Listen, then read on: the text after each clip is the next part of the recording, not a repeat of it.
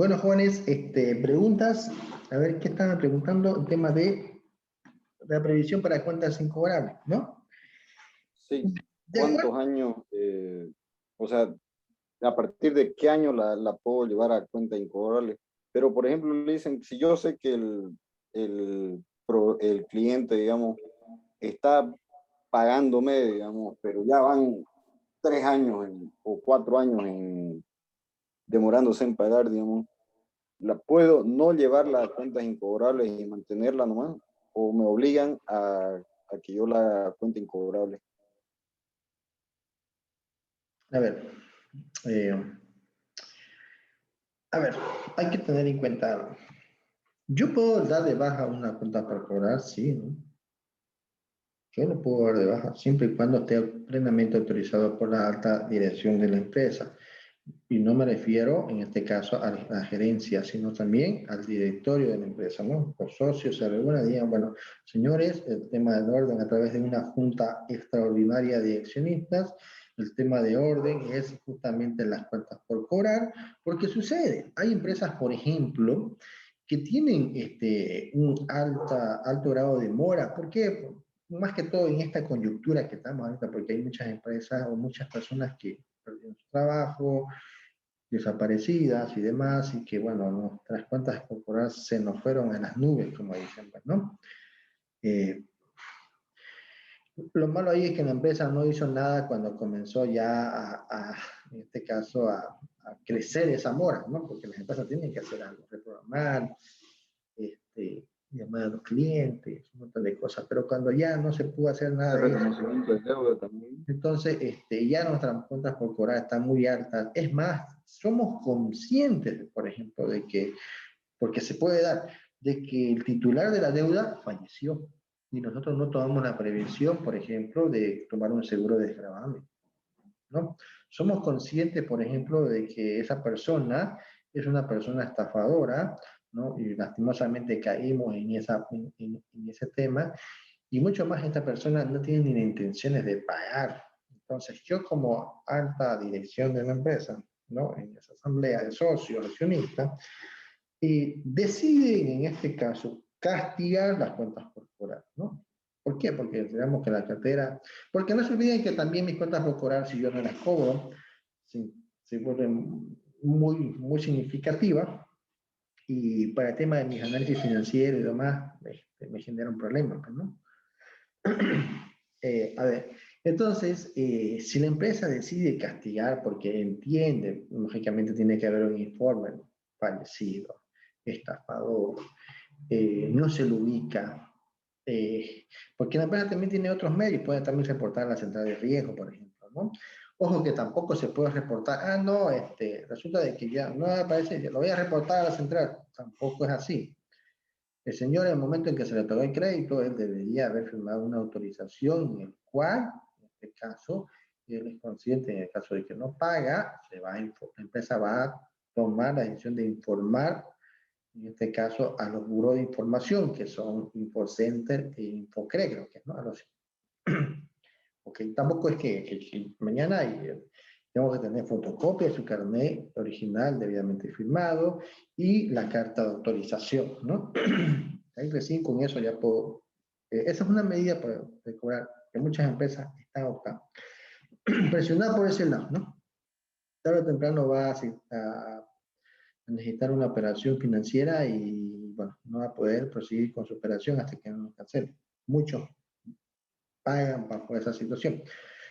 Eso por un lado. Por otro lado, si es que ya evalué, no sé su domicilio, no firmé la carta de autorización, falleció o cualquier otra cosa, ya entonces la alta dirección de la empresa decide liquidar en este caso esas cuentas por cobrar, porque consideran de que ya son incobrables. En ese escenario se tienen que castigar previamente, lógicamente, autorizado. Eso es importante, autorizado, ¿ya? Y se tiene que revelar esa situación en las notas de estado financiero. ¿Ya? Eso es importante. La pregunta es, yo no voy a ajustar, esas cuentas por cobrar en esta gestión contra una cuenta de resultados, o sea, de gasto.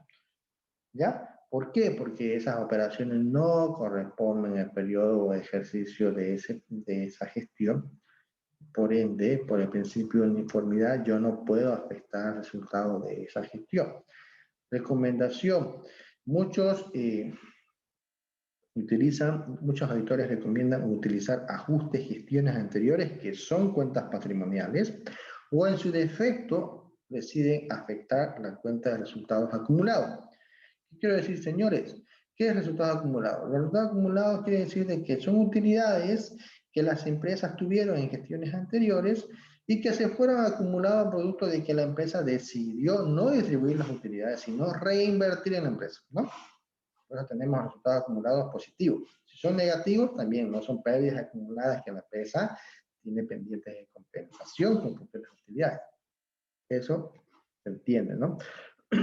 Entonces, si yo decido castigar y decido, en este caso, castigarla contra resultados acumulados, es decir, estoy dando por entendido de que las utilidades que tuve en la gestión 2019 no fueron las correctas. Si tuve una utilidad de 100.000 bolivianos, ¿no? Resulta de que no, estoy castigando estas cuentas por cobrar, que son de gestión anterior, entonces las castigo y digo, ya no eran 100.000, son 80.000, 20.000 de castigar, ¿ya? Eso es importante considerarlo así. Yo no lo puedo asignar contra una cuenta de resultados, que sé yo, pérdidas por incobrabilidad, ¿no? Cuenta de gasto contra cuentas por cobrar activo y se acabó, ¿no? Estoy afectando el resultado de ese periodo. No, no debo hacer así, ¿ya? Eso es importante. Bueno, jóvenes, no sé si tienen más dudas.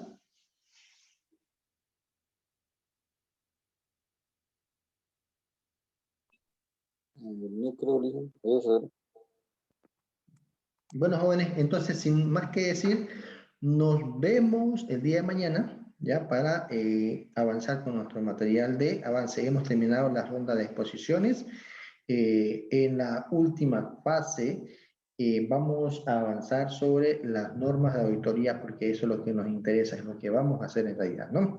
Hemos visto las normas de contabilidad, las más importantes, porque nosotros como auditores debemos entender estas normas para que momento de revisar los estados financieros, podamos en este caso identificar si el contador, en este caso, aplicó correctamente las normas de contabilidad, las cuales él está, en este caso, autorizado a utilizar en el caso de que sea necesaria, ¿no? Por ejemplo, la norma de contabilidad, uno de los principios de contabilidad generalmente aceptados. Eso pues lógicamente es de aplicación continua, ¿no? Entonces nosotros tenemos que verificar que este señor haya aplicado esa normativa. Por ejemplo, la norma 13, la norma 14, ¿no es? Políticas contables. Imagínense, hay un tema ahí. A veces lo financiero no va de la mano con lo tributario, ¿no? Porque a veces el financiero dice, a ver, si yo vendía el crédito, vendí 100.000 bolivianos al crédito en este mes de marzo, y le da un crédito de 60 días, es decir, me va a pagar marzo, abril, mayo, a finales de mayo me paga, pero yo tengo que pagar mi impuesto al valor agregado de en abril, no sé, en este mes. Pero resulta que yo no recibí la plata, o sea, ¿de dónde voy a sacar la plata para el IVA ITER si yo le da crédito a tu señora 60 días? Recién me va a pagar en junio. Bueno, eso obedece a una política, en este caso, administrativa.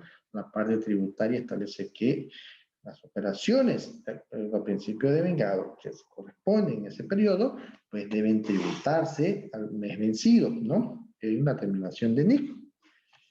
Y si tú decidiste dar crédito, ese es un riesgo que tú como empleador has decidido y nosotros como parte tributaria y como Estado exigimos el pago de ese impuesto. Así lo dice la Administración Tributaria. Nosotros no corremos ese riesgo, nosotros lo que hacemos es cobrar los impuestos de acuerdo a lo que establece la ley, ¿no? Y el Código Tributario. Nosotros somos recaudadores, en este caso, y nosotros debemos hacer el cobro de los impuestos correspondientes de vengado del periodo anterior, ¿no? Y así nomás. Entonces, pueden haber políticas administrativas contables que, en este caso, vayan en contraposición con la parte tributaria, ¿ya? Bueno, jóvenes, creo que... Dicen, ¿No? dicen una consulta más, estas normas, estas políticas, ¿de dónde nacen? ¿Quién las elabora, digamos, en una empresa? La parte administrativa, ¿no? La gerencia y prácticamente las gerencias y las gerencias de cada área, pues, ¿no? Yo establezco, por ejemplo, una política de control interno, ¿no? Es decir, que toda la mercadería que ingresa a almacenes, por ejemplo, debe estar previamente autorizada de acuerdo a la cotización, previamente autorizada, ¿no? Esa es una política, ¿no? Lo que yo estoy estableciendo.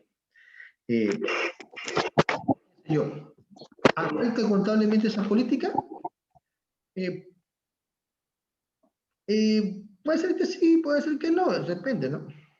A ver, si está previamente autorizada, no se olviden que, por ejemplo, pueden haber políticas que, que se pueden contraponer con lo que es el proceso normal de registro contable. Es decir, a ver, nosotros hacemos un pedido y necesitamos que se registre de acuerdo a la política ya en el sistema para, en este caso, poder ofrecer para la venta, porque esos productos sí van a llegar, pero llegan al otro mes.